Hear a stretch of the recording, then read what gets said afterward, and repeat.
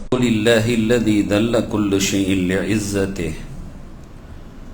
والحمد لله الذي خلق كل شيء لملكه والحمد لله الذي استسلم كل شيء لقدرته عدد خلقه ورضا نفسه وزنة عرشه ومداد كلماته ودوام ملكه جزا الله عنا نبينا وسيدنا محمدا رسول الله صلى الله عليه وآله وأصحابه وأمته وسلم بما هو أهله عدد ما في علم الله ودوام ملك الله يا أصحاب الوقت أعيذوا بحكم نيابتي عن حكمكم. சங்கைக்கும் மிகுந்த மரியாதைக்கும் உரிய அல்லாஹுவின் நல்லடியார்களே, புனிதம் நிறைந்த இந்த துல்ஹஜ்ஜுடைய மாதத்தில் சங்கை பொருந்திய இந்த ஜும்மாவுடைய நல்ல நாளில் பிரார்த்தனைகள் எல்லாம் அங்கீகாரம் பெறுகிற அந்தஸ்தை அடைந்திருக்கிற இந்த நல்ல பொழுதில் அல்லாஹுடைய அருள் நிறைவாக சூழ்ந்திருக்கிற அவனது இல்லத்தில் நம்மை எல்லாம் ஜும்மாவுடைய கடமையை நிறைவேற்றும் முகமாக ஒன்று கூட்டி நல்ல விஷயங்களை சொல்ல அதை கேட்க ஏற்பாடு செய்த ரப்புல் ஆலமீன் அல்லாஹு சுப்ஹானஹு வ தஆலா அதன் வழி நடப்பதற்கும் தௌஃபீக் செய்வானாக. ஆமீன். சங்கைக்குரிய பெருமக்களே, அல்லாஹு சுப்ஹானஹு வ தஆலா அவனுடைய அறியார்களையும் ஞானங்களையும் தெளிவுகளையும் அல்லாஹு கொடுத்திருக்கிறான். அத்தனையும் கொடுத்த ரப்புல் ஆலமீன் தீர்மானம் என்று வருகிற பொழுது அது தன் வசத்தில் மாத்திரமே அவன் வைத்திருக்கிறான். எனவேதான் அல்லாஹுவிடத்தில் தன் வேண்டல்களை பல்வேறு வகையாக முற்படுத்துதல் என்பது அந்த அடியார்களுக்கான உரிமை. அத்தனை வேண்டல்களையும் அவன் அங்கீகரித்துக் கொள்ளுதல் என்பது அது அவனது உரிமை. ஆனால் அவன் ஏற்கனவே தீர்மானம் எதை செய்து வைத்திருக்கிறானோ அந்த தீர்மானத்தின் அடிப்படையில் தான் அவனது முடிவுகள் அமையும் என்பதை அருமை நாயகம் ரசூலுல்லாஹி ஸல்லல்லாஹு அலைஹி வஸல்லம் அவர்கள் நுழைகிற பொழுதே அதை அமரரினுடைய கரத்தில் விழ வைத்து அதை எந்த கருவோடு சேர்க்க வேண்டுமா அல்லது தவிர்க்க வேண்டுமா என்பதை முடிவு செய்து சேர்க்க வேண்டும் என்று வருகிற பொழுது அதை சீரான முறையில் அதை உட்செலுத்தி இறுதியாக அது ஒரு தவணையில் வளர்ந்து ஒரு கட்டத்தை அடைகிற பொழுது அது உருபெறுகிற அந்த நேரத்தில் சமைந்த நேரத்தில் அவைகளுக்கு ரூஹை கொடுக்க முனைகிற பொழுது அங்கே அமரர் அல்லாஹுவிடத்தில் கேட்கிறார் என்று ஸல்லல்லாஹு அலைஹி வஸல்லம் இப்படி சொன்னார்கள். இவரினுடைய கால அளவு எவ்வளவு, ஆயுள் எவ்வளவு, எங்கே மரணிப்பார், இவருக்கான அத்தனை தீர்மானங்களும் அங்கே போடப்படுகிறது. இறுதியாகத்தான் அந்த உயிர் அந்த உடலுக்குள்ளால் செலுத்தப்படுகிறது என்று ஸல்லல்லாஹு அலைஹி வஸல்லம் சொன்னார்கள். இஜானுபவனாக வைத்துக் கொண்டு தீர்மானம் முந்திவிட்டது, அவ்வளவுதான். அல்லாஹ் யாருக்கு எதை எப்படி எவ்வாறு நாடுகிறானோ அப்படித்தான் அது நடந்து முடியும் என்பதை அல்லாஹ் தீர்மானமாக சொல்லி காட்டுவான். இறைமறை சொல்கிற வாசகம் அஊது பில்லாஹி மினஷ் ஷைத்தானிர் ரஜீம் பிஸ்மில்லாஹிர் ரஹ்மானிர் ரஹீம் யா அய்யுஹன் நாஸ், மக்களே என்று அல்லாஹ் அழைக்கிறான். இன்ன வஅதல்லாஹி ஹக்குன், நிச்சயமாக அல்லாஹ் கொடுத்திருக்கக்கூடிய வாக்குறுதி என்பது உண்மையானது. ஃபலா தகுர்ரன்னகுமுல் ஹயாத்துத் துன்யா, எனவே இந்த உலகத்தினுடைய வாழ்க்கைகள் உங்களை ஏமாற்றிவிட வேண்டாம். வலா யகுர்ரன்னகும் பில்லாஹில் கரூர், ஷைத்தானாகிய அவன் ஏமாற்றக்கூடியவர்கள்ல அவன் உங்களை ரொம்ப ஏமாற்றக்கூடியவன், அல்லாஹுவை விட்டும் அவன் உங்களை ஏமாத்திட வேணாம், கவனமா இருந்துக்கங்கன்னு அல்லாஹ் சொல்வான். அவன் ரொம்ப ஏமாத்துறவன், அப்படி செஞ்சிடலாம் இப்படி பண்ணிடலாம்னு ஏதாச்சும் ஒரு யோசனையை கொடுப்பான். வணக்கங்களில் தாமதத்தை ஏற்படுத்துவதற்காக பல்வேறு வழிகளை, காரணங்களை நமக்கு உட்புகுத்துவான். ஆனா அல்லாஹுவின் தீர்மானம் நடந்தே தீரும், கவனமா இருந்துக்கங்க, அவன் உங்களை அல்லாஹை விட்டு ஏமாத்திர வேணாம் அப்படின்னு சொல்லிக்கிட்டு அல்லாஹ் மிக தெளிவோடு சொல்லி காட்டுகிறான். அல்லாஹ் சுப்ஹானஹு வ தஆலாவினுடைய படைப்புகள் அற்புதமானது. அதை கொண்டு அந்த ஆற்றலால் இந்த மனிதர்கள் அவனுடைய சக்தியால் பல்வேறு படைப்புகளை உருவாக்குறாங்க. அதில் ஒரு உருவாக்கம் என்பதுதான் ஒரு காலகட்டத்திற்கு மேலாக மனிதன் வாடில் பறக்கிற சூழல். அல்லாஹ் குர்ஆன்ல சொல்லுவான், சூரா முல்க்லயே சொல்லி காட்டுவான், அவலம் யரவ் இல தய்ர், உங்களது தலைக்கு மேலால் சிறகை விரித்து கொண்டு பறக்கிற அந்த விரிந்து சுருக்கி பறக்கிற அந்த பறவைகளை கவனியுங்கள், பார்க்கவில்லையா என்று கேட்பான். வயக்பிதுன மா யும்சிகுஹுன்ன இல்லர் ரஹ்மான், மா யும்சிகுஹுன்ன இல்லர் ரஹ்மான், அவற்றை அல்லாஹ்வே அந்தரத்தில் பிடித்துக் கொள்கிறான். பொதுவாக வானத்துல போகும்போது மேல போனா கீழே இறங்கணும். ஆனா அல்லாஹு தஆலா சிலதை அப்படியே நிறுத்தி வச்சிருக்கிறதாக சொல்கிறான்.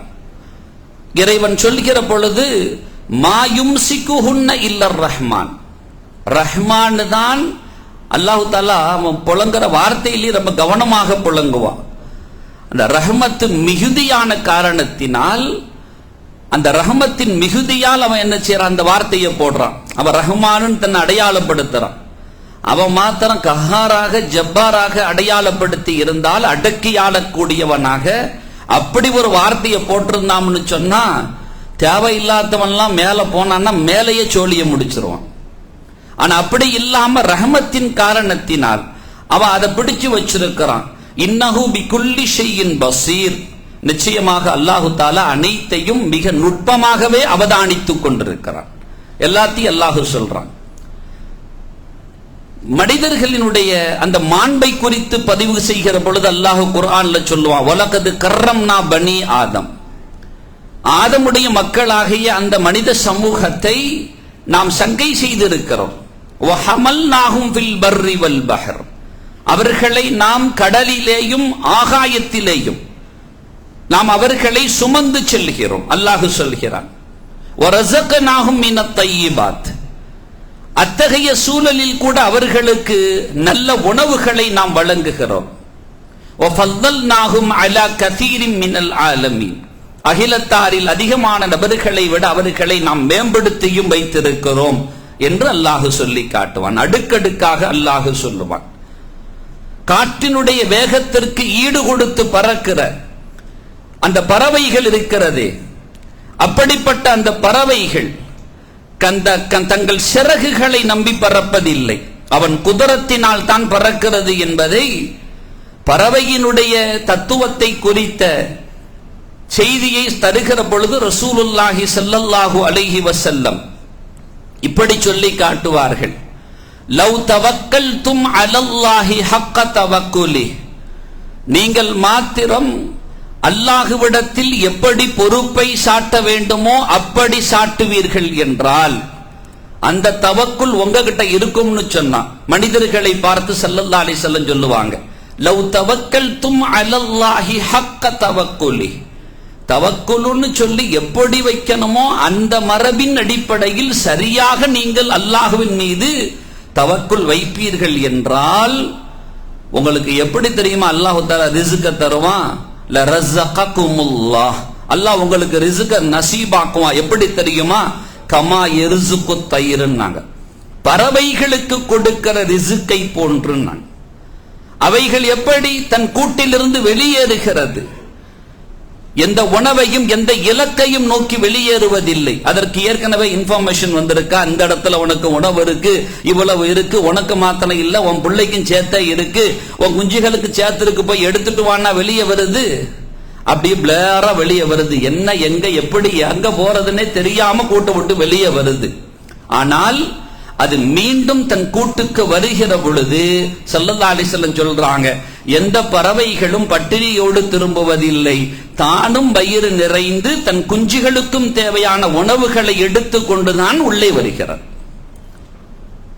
அது இறை மீது வைத்த தவக்குலால் அல்லாஹ் கொடுத்த பாக்கியம். அந்த ரிஸ்க் உங்களுக்கு கிடைக்கணும்னா நீங்க சரியா தவக்குல் வைக்கணும்னு அல்லாஹ் சொல்வான். அப்ப பறவைகளிடத்தில் அந்த தவக்குல் இருக்கிறது. அல்லாஹு தாலா அதை மேலே சிறகடித்து பறக்க வைத்து நம்மீது நமது தலைக்கு மேலால் பறக்க வைத்து காட்டுகிறான். பறத்தல் என்பது ஒரு பாக்கியமான ஒன்று. அருள் நிறைந்த பெருமக்களே, ஆய்வாளர்கள் சொல்லி காட்டுவார்கள், அவைகள் அந்த பறவைகள் உணவு அதை தேடி பறக்கிறது. தன் இருப்பிடத்திற்காக சீரான ஒரு இருப்பிடத்தை தேர்வு செய்ய பிறக்கிறது. தட்பவெட்ப சூழ்நிலை காரணத்தினால் தன் இடங்களை மாற்றிக்கொள்வதற்காக சில இடங்கள்ல சில பறவைகளுக்கு சில சீதோஷ்ண நிலைகள் ஒத்து வராது. அப்படிப்பட்ட பறவைகள் ஆங்காங்கே இடம்பெயர்ந்து கொள்கிறன. அப்படி தட்பவெட்ப நிலையின் காரணத்தினால் சிலவைகள் தன்னுடைய இனப்பெருக்கத்திற்காக சீரான ஒரு இடத்தை தேர்ந்தெடுத்துக் கொள்வதற்காக அவைகள் எல்லாம் பறக்கிறது. யூரோசியாவிலிருந்து ஆசியாவுக்கு கூட மிக நீண்ட தூர பயணங்கள் எல்லாம் அவை மேற்கொள்கிறது என்பதை ஆய்வாளர்கள் சொல்வாங்க. ஆர்டிக் டேம் என்று சொல்கிற அந்த ஒரு பறவை கிட்டத்தட்ட 44,000 மைல்கள், 71,000 கிலோமீட்டர்ஸ் அந்த பறவை பறக்கும் என்பதை ஆய்வாளர்கள் சொல்றாங்க. அல்பட்ராஸ் என்கிற பறவை இனப்பெருக்கத்திற்காக மாத்திரம் 18,000 மைல்கள், கிட்டத்தட்ட 30,000 கிலோமீட்டர் அது பறக்கும். அல்பட்ராஸ்ல சாம்பல் தலை உள்ள பறவை மணிக்கு 160 கிலோமீட்டர் வேகத்தில் அது பறக்கிறது என்று ஆய்வாளர்கள் சொல்கிறார்கள். இப்படியெல்லாம் அல்லாஹ்வுடைய குதரத் இருக்கிறது. கிட்டத்தட்ட 4,000 கிலோமீட்டர்கள் அது நீந்தி பறக்கக்கூடிய மீன்கள். அது அருவிகளை மலைகளை எல்லாம் கடந்து இவைகளையெல்லாம் கடந்து சென்று முட்டையிட்டு குஞ்சுகள் பறிக்கின்றன. மீன்களில் கூட இப்படி இருக்கிறது என்பதை ஆய்வாளர்கள் சொல்லினுடைய அந்த தளத்தில் இருக்க. இப்ப லண்டன் வரைக்கும் பறக்கணும்னு சொன்னா கிட்டத்தட்ட 9 மணி நேரங்கள் பறக்க வேண்டுமே. அதற்கு தேவையான முழு எரிபொருள்களையும் அது நிரப்பப்பட்டிருக்கிறது. அப்படிப்பட்ட நிலையில் அது கீழே விழுந்ததுன்னா எவ்வளவு பெரிய ஆபத்து உருவாகும் என்பதை இந்த விபத்து நிகழ்த்து காட்டியிருக்கிறது. கிட்டத்தட்ட இந்த விமானத்தில் பயணம் செஞ்சதுல 14 பேர் குழந்தைகள் வஃபாத்தாகி இருக்கிறார்கள். 204 உடல்கள் மீட்கப்பட்டிருக்கிறது. 41 பேர் காயமடைந்த படுகாயமடைந்த நிலையில் இப்படியெல்லாம் இருக்கிறது. லண்டனில் வசிக்கிற தனது மகளை பார்ப்பதற்காக அந்த குடும்பத்தை பார்க்கறதுக்காக சென்ற முன்னாள் முதலமைச்சர் அவர் இதுல இறந்திருக்கிறார். இப்படியெல்லாம் இந்த இறப்பு ஒரு வகையான சந்தேகத்தையும் உருவாக்கி இருப்பதாக ஊடகங்கள் பல்வேறு தகவல்களை கசிய விடுகிறது. அதன் உண்மை நிலைகள் தீர ஆராய்ந்ததின் பின்புதான் தெரிய வரும். இப்படிப்பட்ட ஒரு சூழலில் நமக்கான பல்வேறு பாடங்களை நாம் உள்வாங்க கடமைப்பட்டிருக்கிறோம். இதை குறித்து விமர்சிப்பதோ தேவையற்ற வார்த்தைகளை பதிவு செய்வதோ அவைகளையெல்லாம் தவிர்த்து மரணம் நிகழ்ந்து விட்டால் அதிலிருந்து பாடங்களை பயில வேண்டும் என்று இஸ்லாம் நமக்கு சொல்லி காட்டும். ஊடகங்களில் பல்வேறு தகவல்கள் வருகிற பொழுது இஸ்லாமிய சொந்தங்கள் தேவையற்ற வார்த்தைகளை அதற்கு கீழால் பதிவதை தவிர்த்துக் கொள்ள வேண்டும் என்பதை ஒரு அழகான வேண்டல்களாக நமது அறிஞர்கள் முன்வைப்பார்கள். இன்னாலில்லாஹ்னு போடலாம், ரெஸ்ட் இன் பீஸ்ன்னு போடுறான். அது அங்க போகும்போது தான் சொல்றான். வீட்டுல இருக்கும் போதெல்லாம் அந்த வார்த்தை இல்லை. நம்மளாம் வீட்டுல நிம்மதி, அங்க போனா தான் நிம்மதியா இருக்கிற. அதுக்கு தகுந்த வாழ்க்கை இங்க வாழணும். அப்ப நாம இன்னாலில்லாஹி வ இன்னா இலைஹி ராஜிஊன், இது இஸ்லாமியர்கள் சொல்கிற வார்த்தை. எல்லாரும் அல்லாஹ்விடத்திலிருந்து வந்தவர்கள் தான், அவனிடமே நாம் மீள இருக்கிறோம். ஆறுதலான வார்த்தைகளை பதிவு செய்ய வேண்டும். அவர்களுக்கு தேவையான பிரார்த்தனைகளை செய்ய வேண்டும். கூடுமான முறையில் உதவி உபகாரங்கள் செய்ய முடிந்தால் செய்ய வேண்டும். இது இப்படி அப்படி என்று கதரை தாண்டிய வார்த்தைகளை பதிவு செய்வதை நிறுத்த வேண்டும். இது நம்மெல்லாம் நடந்திருந்தா அப்படி ஆயிருக்குமா இப்படி ஆயிருக்குமா அப்படின்லாம் நாம சொல்ல முடியாது. அல்லாஹ்வின் தீர்மானம் நடந்து விட்டது. ஸல்லல்லாஹு அலைஹி வஸல்லம் அப்படித்தான் நமக்கு சொல்லி தருவார்கள். இப்படி நடந்திருந்தால் அப்படி ஆகியிருக்குமே, அப்படி ஆகியிருந்தால் இப்படி நடந்திருக்குமே, இதெல்லாம் விட்டுருங்க, அது ஆய்வாளர்கள் பார்த்துக் கொள்வார்கள் எதனால் நடந்தது என்று ஆய்வு செய்ய வேண்டும். இதில் சரியான ஒரு தீர்வுகள் முன்மொழியப்பட வேண்டும். இந்த போயிங் விமானங்களால் ஏற்பட்ட விபத்துகள் அதிகம் என்பதை உலக நாடுகள் ஒத்துக்கொள்கிறது. ஆனால் ஒரு நீண்ட தூர பயணத்திற்கு ஒரு சுகமான பயணத்தை தரக்கூடியதாக போயிங் விமானங்கள் இருக்கிறது என்ற அடிப்படையில் அதை தவிர்க்க முடியாத சூழலில் உலகம் சிக்கொண்டிருக்கிறது. இப்படிப்பட்ட நிலை, அதை குறித்து அவர்கள் ஆய்வு செய்வார்கள். நேர்மையான ஆய்வுகளை மேற்கொள்ள வேண்டும்.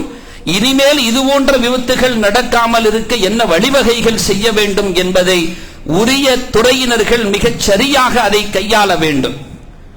அதனுடைய முன்னோடிகள், நாங்கள் 1 கோடி ரூபாய் இறந்தவர்களுக்கு இழப்பீடு வழங்க இருக்கிறோம், அதற்கான ஒரு முன்னெடுப்பை எடுப்போம் என்று சொல்வதெல்லாம் உயிரினுடைய விலைகளுக்கு இவ்வளவுதான் என்று முடித்துவிட முடியாது. காரணம், ஒவ்வொரு உயிர்களும் பல கோடி பெறுமதியானது. அந்த ஒரு உயிர் என்பது லண்டனை நோக்கி பயணிக்கிறாங்கன்னு சொன்னா யாரும் சும்மா சுகபோகத்திற்கு மாத்திரம் அல்ல, தன் வாழ்வாதாரத்தை மையப்படுத்தி தன் குடும்ப சூழல்களை நிலைநிறுத்த இப்படித்தான் பயணித்திருப்பார்கள். ஆனவே ஒருவருடைய இழப்பு ஒரு குடும்பத்தின் ஒட்டுமொத்த சோகத்தையும் அந்த குடும்பத்தினுடைய நிர்கதி நிலைக்குமான அடையாளமாக வந்திருக்கிறது.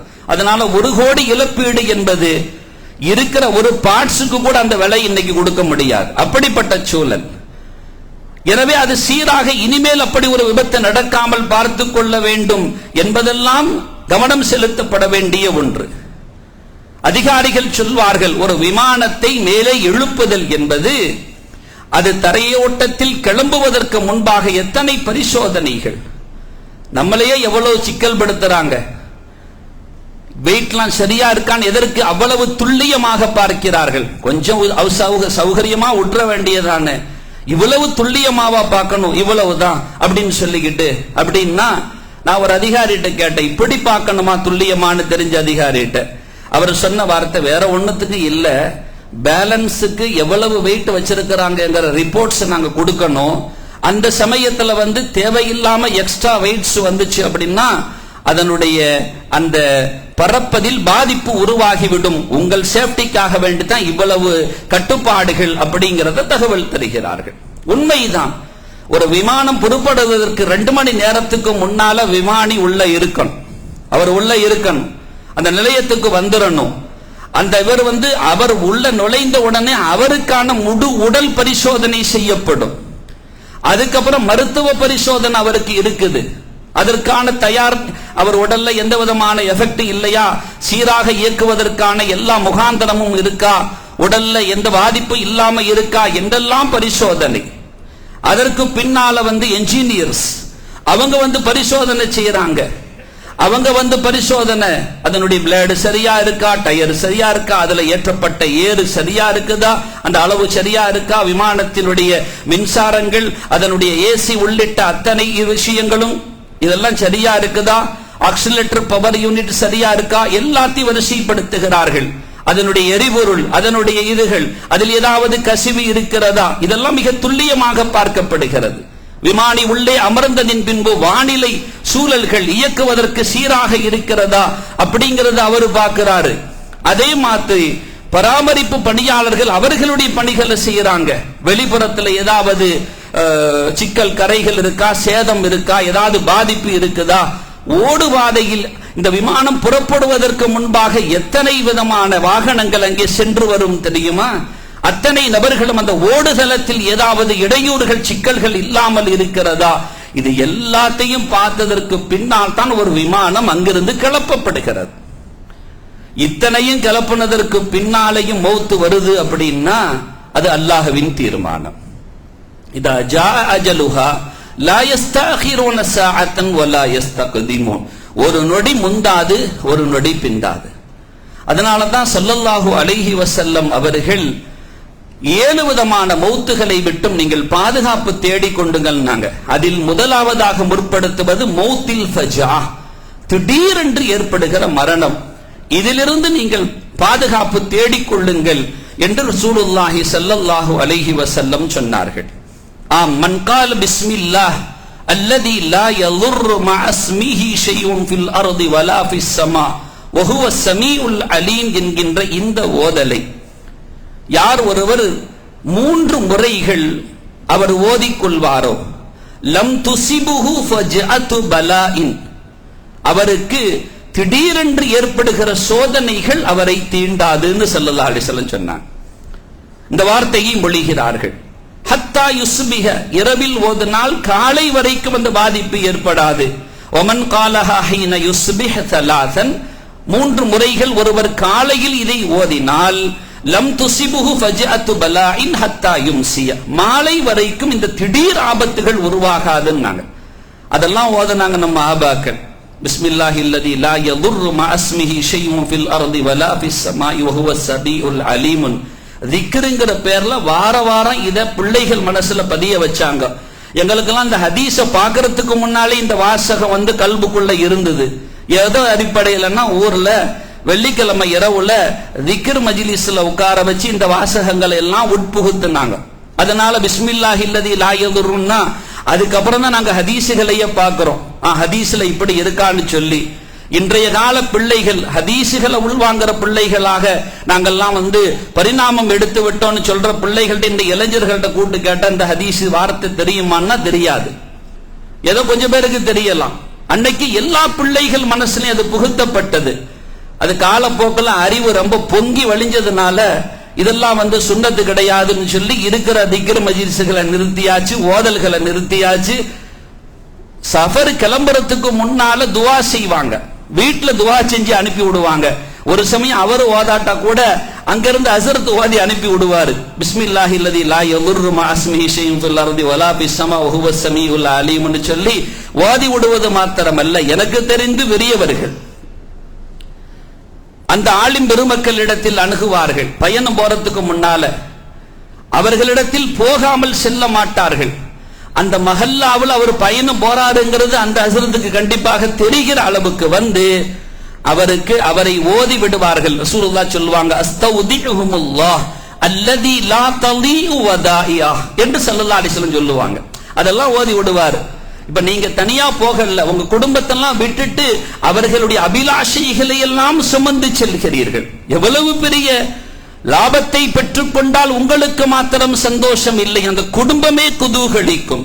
சோகத்தை சந்தித்தால் நீங்கள் மாத்திரம் பாதிக்கப்படுவதில்லை, ஒட்டுமொத்த குடும்பமும் பாதிக்கப்படும். எனவே அஸ்தௌதியுக்குமுல்லாஹ் ஸல்லல்லாஹு அலைஹி வஸல்லம் சொல்லுவாங்க, அஸ்தௌதியுக்குமுல்லாஹ், நான் உங்களை அல்லாஹ்விடத்தில் பாரம் சாட்டி விட்டு செல்கிறேன். தீனக்கும் வ அமானத்துக்கும் வ ஹவாத்திம அமாலிக்கும், உங்க மார்க்கத்தை. இன்னைக்கு நாம வீட்டுல எத்தனையோ பெற்றோர்கள் பிள்ளைகளை வீட்டுல விட்டுட்டு போறாங்க. பிள்ளைகள் பெற்றோர் போனதோடு அவர்கள் நிலைகள் எப்படியெல்லாம் மாறுகிறது என்று தெரிவதில்லை. கண்காணிப்பு இல்லாமல் ஒரு கேவலமான சூழல் தொடர்புகளோடு அந்த பிள்ளைகள் போய்விட்டால் அவ்வளவு காலங்கள் வார்த்தெடுத்த பிள்ளை தன் கண்களுக்கு முன்னால் கரைபட்டு போவதை எந்த பெற்றோர் விரும்புவார்கள்? அஸ்தௌதியுக்குமுல்லாஹ், உன்னை நான் அல்லாஹ்விடத்தில் பொறுப்பு சாட்டி விட்டு செல்கிறேன். எத்தனையோ குடும்பங்கள் கல்யாணம் முடிச்சிட்டு மாப்பிள்ளை போயிடுறாங்க, பெண் தனியாக இருக்கிறாள். எத்தனை குடும்பத்தில் பத்தினித்தனம் பாதுகாக்கப்படும்? ஓபனா சொல்றதா இருந்தா எத்தனை குடும்பத்தில் பத்தினித்தனம் எவ்வளவு காலத்திற்கு பாதுகாக்கப்படும்? ஒரு 6 மாத காலங்கள். ஆனா போற ஆள் அப்படியா? எவ்வளவு காலங்கள் உட்கார்றாங்க, அவங்களை பிரிஞ்சு இருக்கிறாங்க. தக்குவா உச்சத்தில் இருந்தவர்கள் தப்பித்துக் கொள்வார்கள். மற்றவர்கள் நிலைகள் ஆங்காங்கே கேள்விப்படுகிற செய்திகள் எவ்வளவு அசிங்கமாக இருக்கிறது. எனவே சொல்லிவிட்டு செல்வார்கள், அஸ்தௌதியுக்குமுல்லாஹ், நான் உங்களை அல்லாஹ்விடத்தில் பாரம் கொடுத்து விட்டு செல்கிறேன். வீட்டுல இருந்து நான் கண்காணிப்பு கேமராவை வச்சுட்டு போறேங்கிறது எவ்வளவு பேர் நிம்மதி பெறுகிறார்கள். இங்கிருந்து தட்டினா என் வீட்டுல இந்த அறைக்குள்ள என்ன நடக்குதுங்கிறத இங்கிருந்து சொல்லுவேன் என்று. ஆனால் அதையெல்லாம் மிஞ்சிவிடும் ஏமாற்று வேலைகள். ஆனால் அல்லாஹ்விடத்தில் கொடுத்த பாரம் ஒரு நாளும் ஏமாற்று வழிகளுக்கு அதை வித்திடாது. அப்படிப்பட்ட பாதுகாப்போடு அப்போ நம்முடைய ஈமானுக்கு ஒரு வலு சேர்ப்பதற்காக அங்க இருந்த வார்த்தைகளையும் உள்வாங்கிக் கொள்ள வேண்டும். அது உங்களை சீர்படுத்துவதற்கு உதவும் என்பார்கள். இந்த மரணம் விமர்சனத்திற்கு அல்ல. இந்த மரணம் நமக்கான பாடத்தை முன்னிறுத்தினால் அது நமக்கு நன்மையாக அமையும். அல்லாஹ் இழந்த குடும்பங்களுக்கு சிறந்த பகரங்களை நசீபாக்குவானாக. பாதிப்பு ஏற்பட்ட காரணமாக இருந்த அந்த சூழல்களை அல்லாஹ் இனிமேல் நடந்து விடாமல் சீர்படுத்துவானாக. நமது தாய் திருநாட்டில் இனிமேல் இப்படி ஒரு நிகழ்வுகள் நமது தாய் திருநாட்டின் நிறுவனத்தை உள்ளிட்ட விஷயங்களில் நிகழ்ந்து விடாமல் அல்லாஹ் பாதுகாப்பானாக. இதை வெறுமனை விமர்சனங்களாக எடுத்துக் கொள்ளாமல் நமது சிந்தனைகள் பாடமாக எடுத்துக்கொள்ள அல்லாஹ் அருள் செய்வானாக. ஆமீன் யா ரப்பல் ஆலமீன். வ ஆகிரு தஅவானா அனில் ஹம்துலில்லாஹி ரப்பில் ஆலமீன். சங்கைக்குரிய பெருமக்களே, இன்ஷா அல்லாஹ் நாளைக்கு சுருக்கமாக நம்ம காதி சாப் அவங்க வஃபாத்தானாங்க இல்லையா, அவங்களுக்கு லுஹர் தொழுத அந்த கையோட அப்படியே அவங்களுக்காக ஒரு நினைவேந்தல் ஈசால் சவாம் நிகழ்ச்சி சுருக்கமாக அமைச்சர் நாசர் அவர்களும் பங்கெடுக்கிறார்கள். இன்ஷா அல்லாஹ் முடிந்தவர்கள் அந்த லுஹர் தொழுகையில் அது உடனே அந்த லுஹர் தொழுகை முடிஞ்சு துவா முடிஞ்சதோடு அப்படியே அந்த நிகழ்வு நிறைவடையும் என்பதையும் மேலான கவனத்தில் அறிய தருகிறோம். தமிழகத்தினுடைய அந்த அரசு காசிகள் அவர்கள் இந்த ஏற்பாட்டை செய்திருக்கிறார்கள். இன்ஷா அல்லாஹ் இந்த இடத்திலேயே வைத்து அந்த நிகழ்வுகள் எல்லாம் மிக சுருக்கமாகவே நிறைவடையும் என்பதை அறிய தருகிறோம். முடிந்தவர்கள் அதில் பங்கெடுத்து பயன்பெற்றுக் கொள்ளுங்கள். அஸ்ஸலாமு அலைக்கும் வரஹ்மத்துல்லாஹி வபரகாத்துஹு.